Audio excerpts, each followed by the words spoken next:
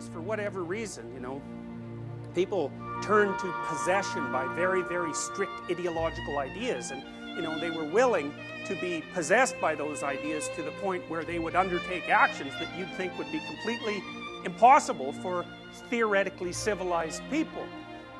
Turned out that those actions not only were not impossible for civilized people, but that the people themselves, especially in Nazi Germany, they pretty much knew what the hell was going on.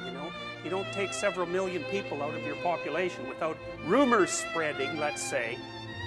It's hard not to assign culpability for what happened in Germany to the society at every strata.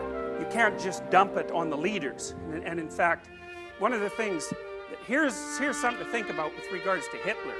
So, because one of the things you might ask is, how the hell could he be so absolutely compelling to his audiences? But here I'll give you an explanation. So let's make a few assumptions. And the first assumption is there are a lot of resentful Germans kicking around. Why? Well, they lost the First World War, that wasn't so good, and then there were a lot of brutal men left because they'd been in the trenches and they'd been fighting and shooting at each other under absolutely abhorrent conditions for like years and years, and so there were plenty of brutalized men around.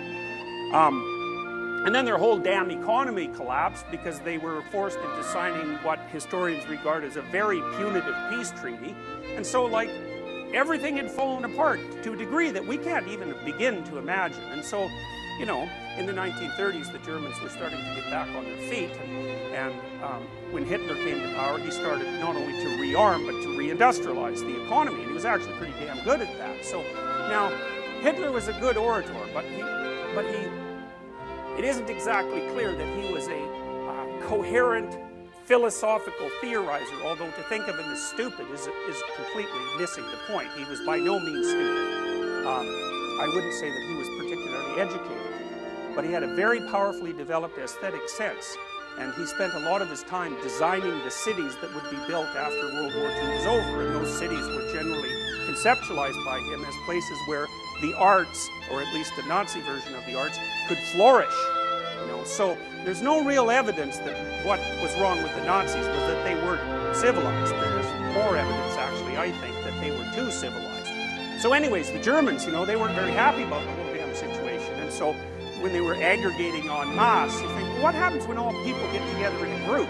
We talked about that last time when we talked about Kierkegaard's idea that as soon as you get a bunch of people together, no matter how truthful they are all as individuals, instantly the crowd is not a truthful thing. And there are real reasons for that, real psychological reasons. So there's the famous Asch experiments. I hope that those are the right experiments, A-S-C-H, about line length. So you draw two lines on the board and they're the same length, and you get the crowd to collaborate with you, and you ask some poor sucker who doesn't know about the game to play, and you ask one person and they say, no, those lines are different in length, and you ask another person, they say, well, they're quite different in length, and another person says, yeah, sure, I can see the difference in length, and then you ask the poor pigeon, are they different in length, and he says, yes, and you can understand why. It's like, if all those other people are saying it, there's either something wrong with all of them, which seems unlikely, or he's the victim of a conspiracy, which is a little on the paranoid side, but happens to actually be true in this case, or he's just not looking at it right. And you might think, well, the humble thing to think is he's wrong. And so, the fact that somebody might go along with the crowd, you can blame that on their ability to be social and conventional, which in many ways is a huge advantage, because if you are all antisocial...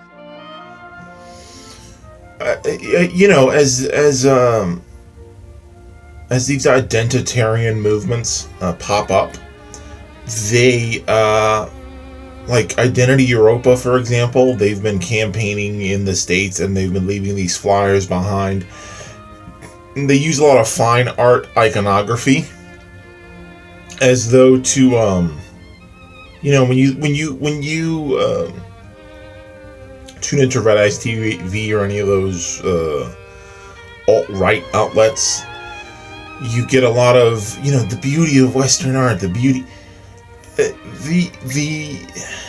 the alt-right and the classical Nazis, they don't actually appreciate art. I heard recently on Twitter someone say in discussion about Ready Player One, the book that's being adapted into a film by Steven Spielberg, is actually opening this week. Not sponsored. Something interesting where in one of the trailers for the press for Ready Player One, there is an image of a character called the Iron Giant, which, in its original incarnation, the Iron Giant was a pacifistic character, sort of a gentle, childlike character. And in this, one of his trademark lines was, I'm not a gun.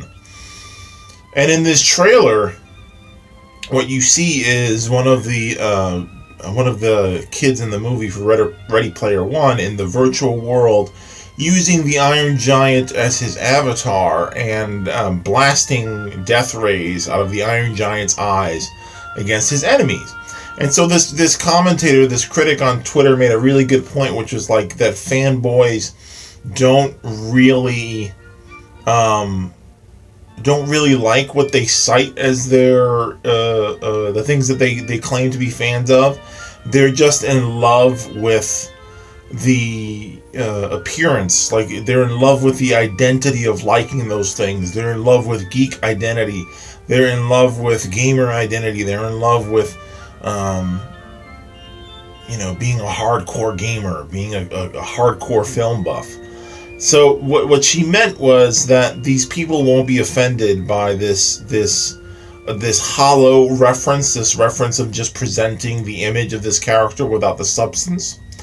And I would say that also of the Nazi Party in Germany in respect to art, culture, and civilization, their attitudes towards classical arts, culture, and civilization. I mean, just on by merit of, to imagine Europe, the history of Western Europe, the artistic legacy of Western Europe without Jewish artists, musicians, poets, authors, just for the 19th century, 18th century, the 20th century, just that little, like the time that was close to when the Nazis actually came up. Just to remove Jewish artists, let alone homosexuals who would have been deemed degenerates, and all the other groups that the Nazis hated, and by product the other fascist movements in Europe hated.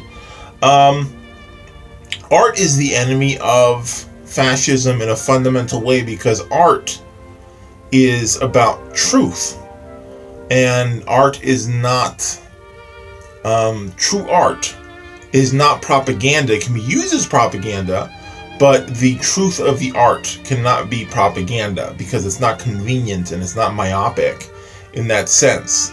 So yeah, I think that the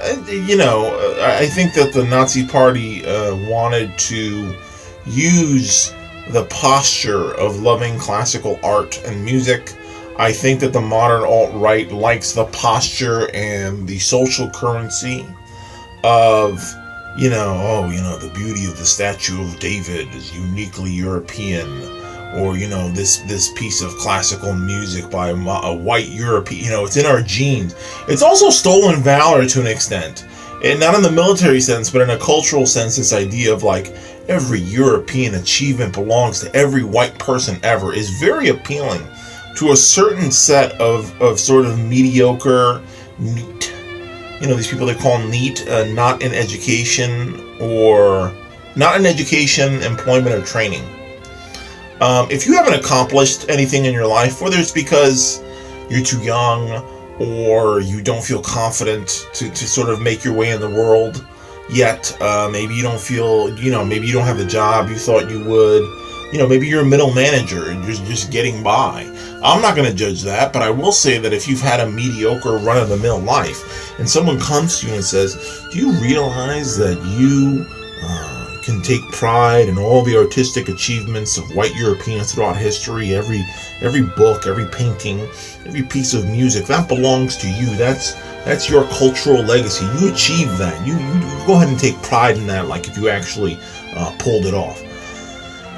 That can be very appealing to someone who maybe doesn't feel great about themselves and what they've done in the world. Maybe they just have been surviving up till now, and look at all this surplus pride. I don't know if you're going to pull this card of like, oh, what about letting black people be proud of these broad achievements? Well, black people have been robbed of so much pride. They're deprived of so much pride. They're deprived of so much identity that I feel as a society that we should cut black people a lot more slack, because they have been subject to these horrible gaslighting campaigns for generations, telling them that they're subhuman mongrels. Maybe you should cut some slack to an African American who wants to take pride in the only identity that's available to them, which is a Black American, because they don't have a complete ethnic identity that was stolen during slavery. So yeah, the alt-right in its modern form presents themselves as a defender of everything you love, it's so fascinating how much they can't enjoy things. Like they can't for example, you'll hear them bitch about, you could stand wherever on Marvel Comics having a very profound place in the cultural zeitgeist right now. But you can't deny that the contributions to that medium of Jewish comic book creators. And it's funny that they highlight Marvel, because the majority, if you're an anti-Semite and you deprive yourself of art created by Jews, spoiler alert, you also cannot enjoy Superman, because Superman was created by Jews. And boy, does Superman really have an implicit Jewish identity, so you cannot partake in the cultural iconography of the United States for the 20th century was defined by comic book characters created by Jewish authors and artists. Because if you go across the street to Marvel Comics,